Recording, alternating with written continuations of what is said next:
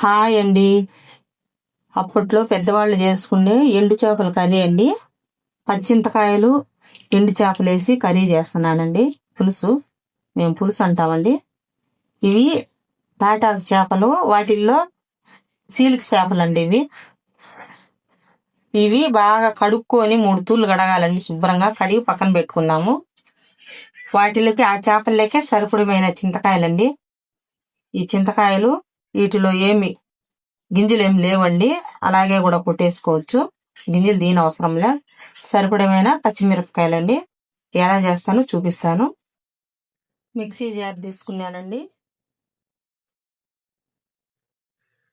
ఒక 1/2 table spoon మెంతులు, ఒక 1/2 టేబుల్ స్పూను జీలకర్ర అండి వేయించుకున్నాను కొద్దిగా. ఇందులోకి మిక్సీ జార్లోకి వేసేసుకున్నాను. దాంట్లోకి తగినంత వెండు కొబ్బరి అండి, ఇలా సన్నగా ముక్కలు చేసుకున్నాను. ఒక గడ్డ వెల్లుల్లి, ఒక చిన్న ఉల్లిపాయ ముక్క,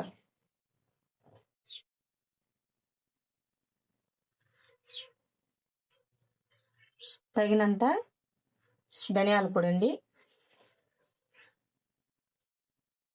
వాటర్ వేసుకొని మెత్తగా మిక్సీకి కొట్టుకుందాము. మిక్సీ జార్ తీసుకున్నానండి. చింతకాయలు ఇలా ముక్కలు చేసుకున్నాను. కొద్దిగా వాటర్ వేసి కొట్టుకున్నామండి మెత్తగా. అదే మిక్సీ గిన్నెలోకి పచ్చిమిరపకాయలు వేసుకున్నానండి. దాంట్లో కొద్దిగా ఉప్పు వేసేస్తున్నాను. కచ్చా బిచ్చగా కొట్టుకుందాం మిక్సీకి. చూడండి, చింతకాయ తొక్కు ఇలా కొట్టుకున్నాను మిక్సీకి. ఇందులోకి పచ్చిమిర్చి చూడండి కచ్చా బిచ్చగా కొట్టుకున్నాను.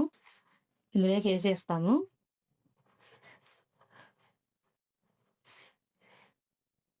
ఇందులో ఉప్పు వేసి ఉండామండి, మళ్ళీ చూసుకొని వేసుకోండి. మసాలా అండి, మిక్సీకి కొట్టుకునేది కొబ్బరిని వేసి కొట్టుకున్నాం కదా, ఆ మసాలాది. తగినంత పసుపు కలుపుకుందామండి అంతా.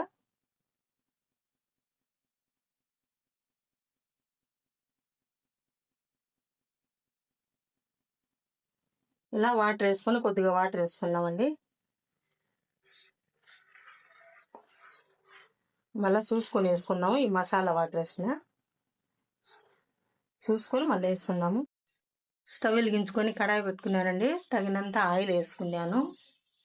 ఆయిల్ వీటెక్కింది. కొద్దిగా పోపు దినుసులు,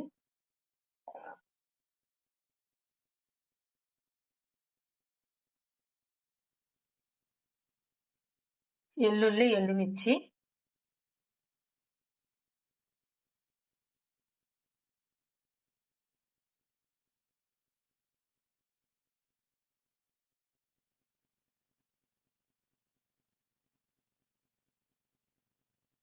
టమోటా ఒకటి, ఒక చిన్న సైజుది, ఒక 2 ఉల్లిపాయలు ముక్కలు చేసుకున్నా.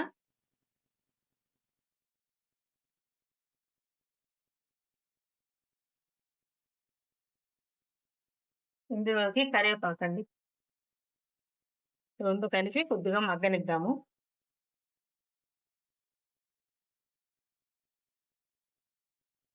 చూడండి, 3 నిమిషాలు ఇలా మగ్గనిచ్చేసాను.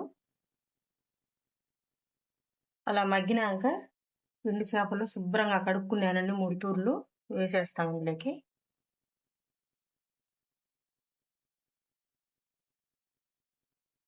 ఒక 2 నిమిషాలు మగ్గనిద్దామండి.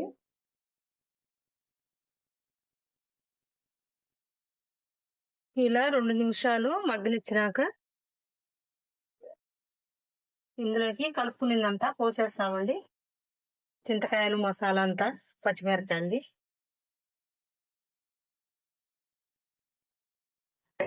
తగినంత వాటర్ వేసేసుకున్నాము ఒకేసారి.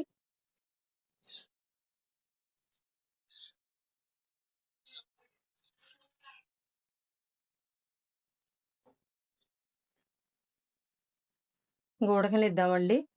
ఈ చింతకాయ ఇప్పుడు చూసేదాన్ని చిక్కగా ఉందండి. ఉడికేటప్పుడు ఇది వాటర్ అయిపోతుంది, చింతకాయ పలసంగా అయిపోతుంది. ఒక 15 నిమిషాలు ఉడకనిద్దామండి, పచ్చివాసన పోయిందాగా. చూడండి, 10 నిమిషాల తర్వాత ఇలా కలబెట్టుకోవాలండి. మాడుతుంది, లేకపోతే కలుపుకుంటా ఉండాలా.